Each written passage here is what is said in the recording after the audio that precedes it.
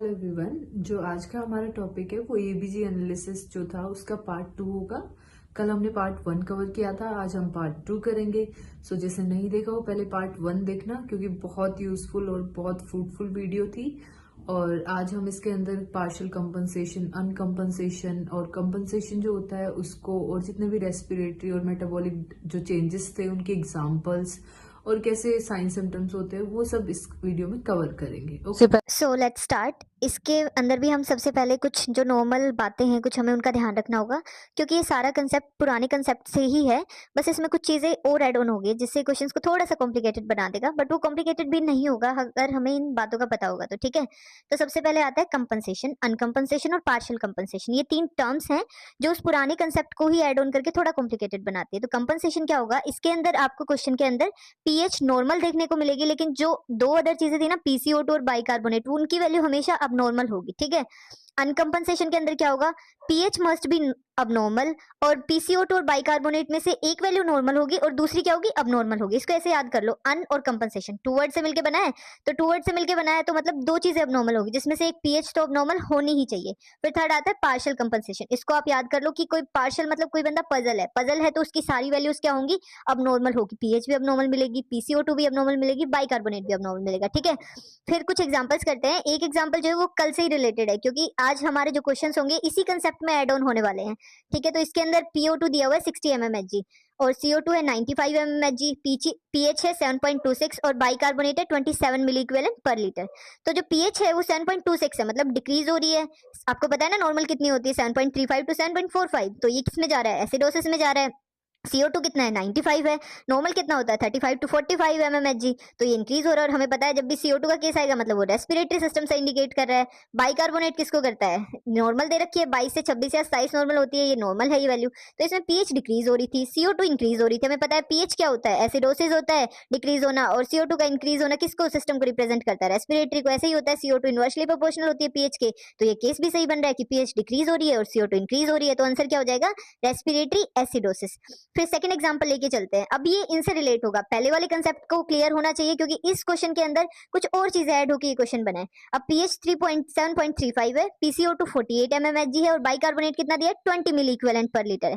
PH कितनी है, 7.35। अब आपको पता है नॉर्मल कितनी होती है, 7.35 टू 7.45 होती है नॉर्मल। ठीक है, ये है तो नॉर्मल, लेकिन किसके टुवर्ड्स है, मान लो 7.35 से हल्का सा भी कम हुआ तो क्या आएगा, एसिडिक आएगा। और मान लो मैं 7.45 दी होती, उससे थोड़ा सा भी ज्यादा जाता तो क्या हो जाता, अल्कलाइन हो जाता। तो ये मोर टुवर्ड्स किसके, एसिडिक के ज्यादा है। तो नॉर्मल तो हम मानेंगे नहीं, क्योंकि क्वेश्चन में और चीजें भी दी हैं। तो इसके अंदर अगर सारी चीज नॉर्मल होती तो हम नॉर्मल मानते, क्योंकि पीसीओ2 बाइकार्बोनेट ये अब नॉर्मल है इनमें से। ठीक है, तो इसको हम किसके टुवर्ड्स ज्यादा है, एसिडिक के, तो हम इसको एसिडिक कंसीडर करेंगे। ठीक है, पीसीओ2 कितना है, 48 है, इंक्रीज हो रहा है ये भी, क्योंकि 35 टू 45 नॉर्मल होता है, लेकिन हमें पता है किसको, रेस्पिरेटरी को बता रहा है।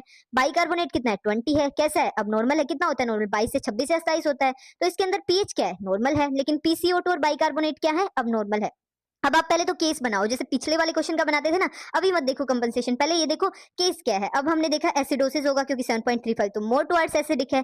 और फिर रेस्पिरेटरी होगा या बाइकार्बोनेट की वजह से मेटाबॉलिक होगा। अब इसमें कंफ्यूजन होती है, तो आपको वो वाला केस ध्यान रखना है कि pH is directly proportional to bicarbonate. मतलब अगर पीएच बढ़ रही है तो बाइकार्बोनेट भी क्या होनी चाहिए, बढ़नी चाहिए। लेकिन इसमें क्या हो रहा है, पीएच बढ़ रही है, घट रही है। इसमें पीसीओ2 बढ़ रही है और बाइकार्बोनेट क्या हो रही है, घट रही है। और ये भी वैसे तो नॉर्मल ही है, लेकिन इसके अंदर ये केस क्या बन जाएगा, क्योंकि CO2 बढ़ रही है और पीएच घट रही है। हमारा केस यही होता है ना, एसिडिक में जाती है तो डिक्रीज होती है। तो पीसीओ2 इनवर्सली प्रोपोर्शनल होता है पीएच के। और ये तो क्या बन जाएगा, पीएच जो हो रही है वो घट रही है और पीसीओ2 क्या हो रही है, बढ़ रही है। तो क्या हो जाएगा, रेस्पिरेटरी एसिडोसिस हो जाएगा। अब ये देखो, पीएच नॉर्मल है, पीसीओ2 और बाइकार्बोनेट अब नॉर्मल है, तो कौन सा केस था ऐसा, पीएच नॉर्मल होनी चाहिए और जो दो अदर है वो दोनों अब नॉर्मल होनी चाहिए उनकी वैल्यू। तो ये कौन सा केस हो जाएगा, इसके आगे लग जाएगा compensation respiratory acidosis. Third example करते हैं। पीएच कितनी है, 7.30 है, बाइकार्बोनेट 29 है, पीसीओ2 40 mmHg है। 7.30 क्या हो रही है, कम हो रही है, अब नॉर्मल है, एसिडोसिस में जा रही है। CO2 कितना है, 40 mmHg है, नॉर्मल है, 35 टू 45 होता है, क्योंकि हमें पता है। बाइकार्बोनेट कितना है, 29 है, ये भी अब नॉर्मल है। और हमें पता है बाइकार्बोनेट किसको रिप्रेजेंट करती है, मेटाबॉलिक को रिप्रेजेंट करती है। तो पीएच अब नॉर्मल है, बाइकार्बोनेट भी अब नॉर्मल है और पीसीओ2 क्या है, नॉर्मल है। तो केस देखो, पहले तो ये देखो कि नॉर्मल क्वेश्चन के अगर होता, हमें ये कंपनसेशन वगैरह नहीं देखना होता, तो ये क्या बनता, CO2 क्या हो रहा है, पीएच कम हो रही है तो एसिडोसिस है, तो ये क्लियर हो गया, पीएच तो एसिडोसिस होगा। अब ये देखना मेटाबॉलिक होगा या रेस्पिरेटरी। PCO2 तो नॉर्मल है तो रेस्पिरेटरी तो होगा नहीं, बाइकार्बोनेट ही क्या हो रहा है, अब नॉर्मल हो रहा है, तो पीएच डिक्रीज हो रही है और बाइकार्बोनेट क्या हो रहा है, इंक्रीज हो रहा है, तो ये अबनॉर्मल हुआ, तो कौन सा अबनॉर्मल हुआ, मेटाबॉलिक एसिडोसिस हुआ। लेकिन अब एक पीएच अबनॉर्मल है, बाइकार्बोनेट अबनॉर्मल है और PCO2 नॉर्मल है, तो इनमें से कौन सा केस था, मैंने आपको बताया था अनकंपनसेशन, टू वर्ड से मिलकर बना है अन और कंपनसेशन, तो इसके अंदर दो चीजें अबनॉर्मल होंगी, उसमें से पीएच हमेशा जरूर होनी चाहिए अबनॉर्मल, और इन दो में से कोई एक वैल्यू अबनॉर्मल होगी, एक नॉर्मल होगी, तो इस क्वेश्चन में सेम यही है, पीएच अबनॉर्मल है, PCO2 नॉर्मल है और बाइकार्बोनेट भी अबनॉर्मल, तो क्या केस हो जाएगा, अनकंपनसेशन मेटाबॉलिक एसिडोसिस। एक और एग्जांपल देखते हैं, पीएच कितना है 7.30 है, बाइकार्बोनेट 21 है और CO2 कितना है 30 mmHg है, पीएच क्या हो रही है, डिक्रीज हो रही है, एसिडोसिस में है, अबनॉर्मल है, बाइकार्बोनेट कितना 21 है, ये भी डिक्रीज हो रहा है, ये भी अबनॉर्मल हो गया, लेकिन हमें पता बाइकार्बोनेट किसको रिप्रेजेंट करता है, मेटाबॉलिक को, PCO2 क्या है 30 mmHg है, ये भी अबनॉर्मल, कितना हो जाता है PCO2 नॉर्मल 35 to 45 mmHg, तो इसके अंदर तीनों वैल्यूज अबनॉर्मल है, तो वो केस ऊपर वाला कौन सा, ये हम बाद में देखेंगे, पहले नॉर्मल देखते हैं कि कौन सा केस बन रहा है। पीएच क्या हो रही है, डिक्रीज हो रही है, एसिडोसिस में इतना तो समझ आ गया कि एसिडोसिस तो पक्का होगा, अब मेटाबॉलिक का होगा या रेस्पिरेटरी का होगा, क्योंकि दोनों में डिक्रीज हो रही है। अब आपको पता था ना, क्वेश्चन में मैंने आपको पहले भी बताया था पिछली वीडियो में, पीएच जो होती है वो डायरेक्टली प्रोपोर्शनल होती है बाइकार्बोनेट के, और इनडायरेक्टली प्रोपोर्शनल किसके होती है, CO2 के, मतलब पीएच जब बढ़ती है तो CO2 घटेगी और CO2 बढ़ेगी तो पीएच घटेगी। इस क्वेश्चन के अंदर पीएच घट रही है लेकिन CO2 भी घट रही है, बढ़ नहीं रही है, CO2 30 है, नॉर्मल कितनी होती है 35 to 45, अगर ये 90 या 45 से ज्यादा होती तो CO2 बढ़ रही होती, और पीएच के साथ बाइकार्बोनेट भी घट रहा है क्योंकि ये इसके डायरेक्टली प्रोपोर्शनल होता है, तो ये केस किसका जाएगा, मेटाबॉलिक का, तो इसका आंसर हो जाएगा पार्शियल कंपनसेशन, क्योंकि तीनों वैल्यूज अबनॉर्मल है और पीएच के साथ बाइकार्बोनेट भी घट रहा है क्योंकि एक दूसरे के डायरेक्टली प्रोपोर्शनल होते हैं, तो ये केस जाएगा मेटाबॉलिक एसिडोसिस। ओके, समझ आया आपको ये सारी। तो कई बार क्या होता है ना, एग्जामिनर डायरेक्ट क्वेश्चन पूछ लेता है आपसे, ठीक है, कंसेप्ट का, तो ये चीज़ भी हमें पता होनी चाहिए कि अगर वो डायरेक्ट पूछे स्पेसिफिक वैल्यूज ना देके, तो हमें समझ आना चाहिए कि वो पूछ क्या रहा है और कैसे होता है, तो हम बेसिक समझेंगे बिल्कुल अच्छे से। तो इसमें दो हमें पता होता है, एक तो रेस्पिरेटरी होता है, एक मेटाबॉलिक एसिड बेस बैलेंस होता है, ठीक है। तो इसके अंदर दो होते हैं, रेस्पिरेटरी में भी रेस्पिरेटरी एसिडोसिस भी हो सकता है और अल्कलोसिस भी, और मेटाबॉलिक में भी एसिडोसिस भी और अल्कलोसिस भी। पहले भी मैंने आपको ये चीज बता दी थी कि जो रेस्पिरेटरी होता है जहां भी, तो CO2 पे डिपेंड करता है, हम वहां भी देख रहे थे ना, जहां भी CO2 की वैल्यू अब नॉर्मल आ रही थी या CO2 के साथ कंपेयर कर रहे थे, तो हम हमेशा रेस्पिरेटरी कर रहे थे, फिर पीएच को देख रहे थे। और ऐसे ही बाइकार्बोनेट किस पे डिपेंड करता है, मेटाबॉलिक पे डिपेंड करता है। तो हमें पता है कि CO2 का रेगुलेशन कौन करता है, लंग्स करते हैं, और इसी तरीके से जो मेटाबॉलिक पे होता है, बाइकार्बोनेट जो किडनी होती है ना, वो इसका एब्जॉर्प्शन करती है, तो मेटाबॉलिक सारी डिमांड्स किडनी कंप्लीट करती है, तो इसका ये डिपेंड करता है, रेगुलेशन किडनी करती है मेटाबॉलिक को, ठीक है। फिर सबसे पहले देखते हैं रेस्पिरेटरी एसिडोसिस। तो हमें पता है कि रेस्पिरेटरी एसिडोसिस क्या होता है, बहुत अच्छे से याद है ना, एसिडोसिस है तो मतलब पीएच कम हो गई, रेस्पिरेटरी है मतलब CO2 से रिलेटेड है, और पीएच हमेशा इनवर्सली प्रोपोर्शनल होती है CO2 के, तो मतलब अगर एसिडोसिस में पीएच डिक्रीज हो रही है तो CO2 क्या होनी चाहिए, इंक्रीज होनी चाहिए। वहां हम वैल्यूज से देखते थे, यहाँ हम अपनी नॉर्मल थिंकिंग से पता करेंगे क्वेश्चन में क्या हो रहा है। तो ये एक नॉर्मल बेसिक फॉर्मूला होता है, पीएच डायरेक्टली प्रोपोर्शनल होती है बाइकार्बोनेट के, मतलब जब भी मेटाबॉलिक की बात होगी तो अगर पीएच बढ़ रही है तो बाइकार्बोनेट भी बढ़ना चाहिए, पीएच घट रही है तो बाइकार्बोनेट भी घटना चाहिए, और पीएच इनवर्सली प्रोपोर्शनल होती है कार्बन डाइऑक्साइड के, ठीक है। CO2 अगर बढ़ रही है तो पीएच कम होनी चाहिए, और अगर पीएच बढ़ रही है तो CO2 ज्यादा होनी चाहिए, तो उल्टा हो गया ना ये, अगर पीएच बढ़ेगी तो CO2 कम हो जाएगी और CO2 बढ़ेगी तो पीएच कम हो जाएगी, तो ये इसके इनवर्सली प्रोपोर्शनल, ठीक है। अब एग्जांपल देखते हैं रेस्पिरेटरी एसिडोसिस की। सबसे पहले जो मेन चीज आती है, कोज कह लो या एग्जाम्पल कह लो, हाइपोवेंटिलेशन।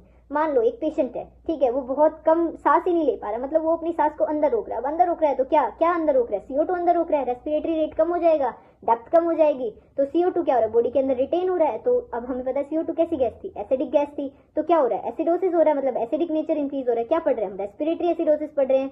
तो इन केसेस में यूजुअली यही होगा कि पेशेंट यूजुअली हाइपोवेंटिलेशन की सिचुएशन में मिलेगा, मतलब CO2 बॉडी के अंदर रिटेन मिलेगी। तो इसके और कॉजेज और एग्जाम्पल क्या क्या, कब कब हो सकता है रेस्पिरेटरी एसिडोसिस, अगर किसी भी पेशेंट को कोई भी रेस्पिरेटरी प्रॉब्लम्स है, जैसे अस्थमा है, न्यूमोनिया है, COPD है, एटलेक्टेसिस है, रेस्पिरेटरी डिप्रेशन, और भी कोई अगर कोई भी रेस्पिरेटरी प्रॉब्लम है, तो देखो अगर उसको रेस्पिरेटरी प्रॉब्लम है तो ऑब्वियसली उसको सांस लेने में दिक्कत हो रही है, मतलब उसका रेस्पिरेटरी रेट कम है, उसकी डेप्थ कम है, तो CO2 अंदर ज्यादा रिटेन रहेगी, क्योंकि हम सांस छोड़ते हैं तो क्या छोड़ते हैं, CO2 ही छोड़ते हैं। अब सांस ले ही कम रहे हैं, डेप्थ कम हो रही है, तो मतलब CO2 रिटेन रह रही है, और हम पता है CO2 कैसी है, एसिडोसिस, तो वो हमेशा क्या करेगा, रेस्पिरेटरी एसिडोसिस।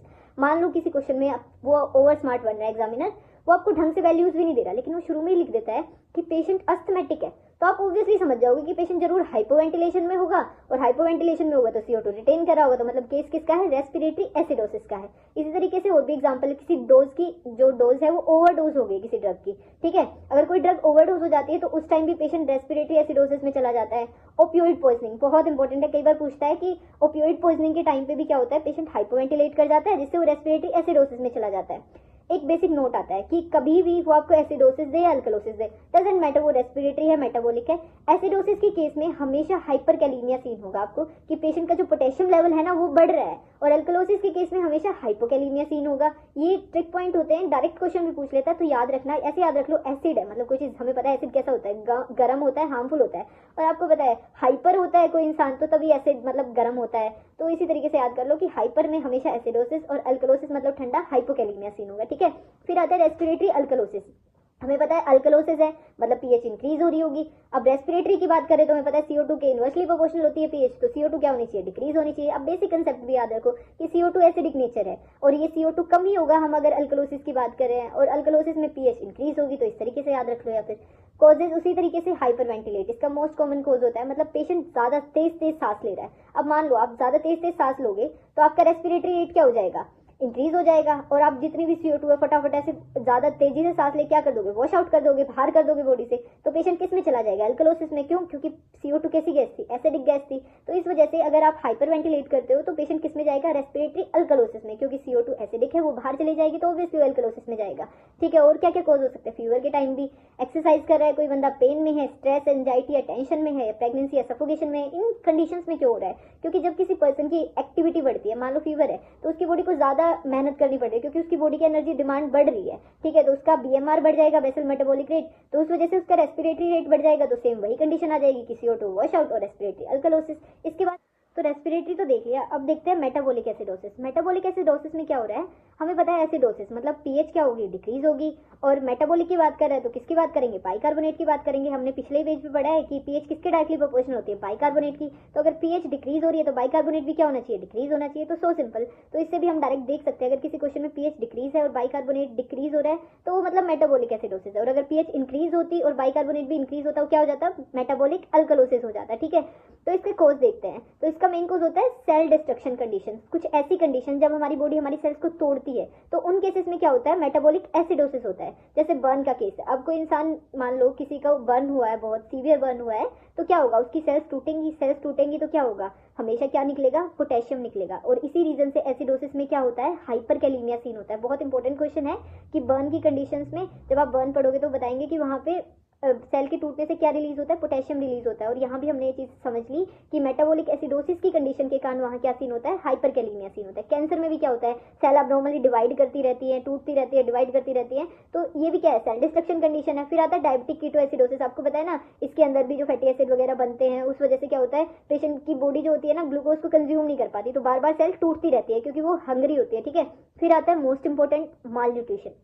जब भी कोई पर्सन स्टार्विंग करता है, भूखा रहता है, खाना नहीं मिल रहा है, या फास्टिंग कर रहा है, सुना ना इंटरमिटेंट फास्टिंग जो फैट लॉस या बॉडी वेट कम करने के लिए किया जाता है, उसमें क्या प्रोसीजर होता है, तो उसमें यही होता है कि फैट टूटता है। अब फैट टूटेगा तो फैटी एसिड्स में रिलीज होंगे, फैटी एसिड ही हो गया तो क्या चीज होगी, एसिडिक होगी, इसलिए वहाँ क्या हो जाएगा, मेटाबॉलिक एसिडोसिस। तो ज्यादा फास्टिंग भी नहीं करनी चाहिए, आप मेटाबॉलिक एसिडोसिस में जा सकते हो, ठीक है। फिर उसके बाद आती है रीनल इनसफिशियंसी, जैसे क्रोनिक किडनी डिजीज या फिर एक्यूट रीनल डिजीज। इसके अंदर क्या हो जाता है, पेशेंट की जो किडनी है वो काम नहीं कर रही, तो पेशेंट ओलिग्यूरिया होगा, मतलब उसका यूरिन सफिशिएंटली आउट नहीं कर रही किडनी, तो उसकी बॉडी के अंदर ब्लड यूरिया नाइट्रोजन बढ़ जाएगा, बॉडी वेस्ट बढ़ जाएगा, तो बॉडी की सेल टूटेंगी अंदर ही अंदर, तो उस वजह से भी क्या होता है, मेटाबॉलिक एसिडोसिस होता है, ठीक है।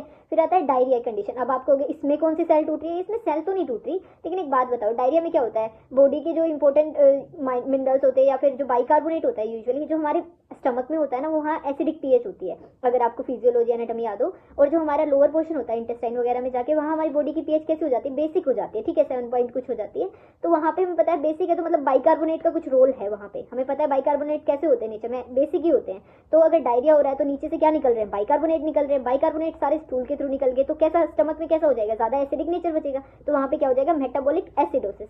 फिर आते हैं bowel irrigation, ileostomy, colostomy, high fat diet. तो इनके अंदर भी सेम प्रोसीजर, बाउल इरिगेशन मतलब नीचे का जो पोर्शन है हमारे इंटेस्टाइन वाला, उसको हम क्लीन कर रहे हैं, इरिगेट कर रहे हैं, तो उस टाइम पे भी क्या होगा, बाइकार्बोनेट निकल जाएंगे, तो कैसा पोर्शन निकल गया, अल्कलाइन पोर्शन निकल गया, तो बॉडी कैसी हो जाएगी, मेटाबॉलिक एसिडोसिस में चली जाएगी। और सेम इन्हीं का यही प्रोसीजर होता है, ठीक है। फिर बात करते हैं मेटाबॉलिक अल्कलोसिस की। इसके अंदर क्या होता है, पीएच इंक्रीज होगी, अल्कलोसिस की बात कर रहे हैं क्योंकि, और हमें पता है पीएच किसके डायरेक्टली प्रोपोर्शनल होती है, बाइकार्बोनेट के, तो बाइकार्बोनेट भी क्या होगा, इंक्रीज होगा। इसका मोस्ट कॉमन कॉज जो होता है ना वो होता है वोमिटिंग। हमें पता है हमारे स्टमक का पीएच कैसा होता है, एसिडिक होता है, क्योंकि बाइकार्बोनेट आयन ज्यादा होते हैं। अब कोई बंदा वोमिटिंग कर रहा है तो बाइकार्बोनेट आयंस तो है नहीं ऊपर, कैसे होते हैं, हाइड्रोजन आयंस होते हैं, सॉरी बाइकार्बोनेट नहीं होते। जब वोमिटिंग करते हैं हमारे स्टमक के अंदर हाइड्रोजन आयंस होते हैं और वो निकल जाते हैं, तो पेशेंट किसके अंदर चला जाएगा, अल्कलोसिस के अंदर, क्योंकि नीचे तो हमें पता है हमारी जो नीचे इंटेस्टाइन वाला पोर्शन वहाँ कैसी पीएच है, वहाँ अल्कलाइन है, और हमारा एसिडिक कहाँ था, स्टमक में था। अब स्टमक से एसिडिक पोर्शन निकल गया, आयंस निकल गए, तो किसमें चला जाएगा पेशेंट, मेटाबॉलिक अल्कलोसिस के अंदर। ऐसे जीआई सक्शनिंग या एनजी सक्शनिंग है, आप स्टमक से अगर उसका कंटेंट निकाल दोगे, हमें पता है स्टमक के अंदर HCl होता है और वहाँ क्या होता है, एसिडिक नेचर होता है उस सारे पोर्शन का, तो वो निकल जाएगा, तो क्या बचेगा, नीचे बॉडी की पीएच कैसे होते हैं, अल्कलाइन होते हैं, तो किसमें चला जाएगा, मेटाबॉलिक अल्कलोसिस में।